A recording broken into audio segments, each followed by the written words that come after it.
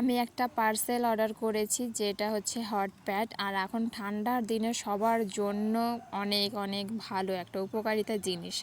তো যাই হোক, এটা একটা থাকে দুই রকমের থাকে, একটা গরম জল করে ঢালতে হয় আর একটা লাইনের দ্বারা। যেটা লাইনের দ্বারা সেটা আমি অর্ডার করেছি। আর পার্সেল খোলার সময় তো আমার হাতের কাছে কিছু থাকেই না, সেটা আগাগোড়া থেকে। তো আমার হাজব্যান্ড এখানে দাও দিয়ে নারকেল ছিল, আমি এটা নিয়ে এসে কেটে নিলাম পার্সেলটা। আর হ্যাঁ, এটা আমি যখন ইউজ করলাম, চার্জে দিয়ে অটোমেটিকলি গরম হয়ে গেলে চার্জটা ছেড়ে দিচ্ছে।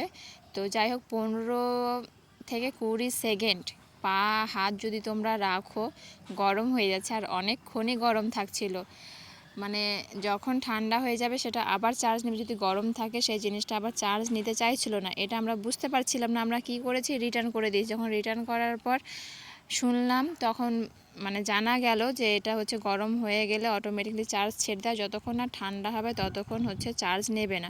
আমরা চার্জ ভেবে রিটার্ন করে দিয়েছিলাম, বাট আবার অর্ডার করব।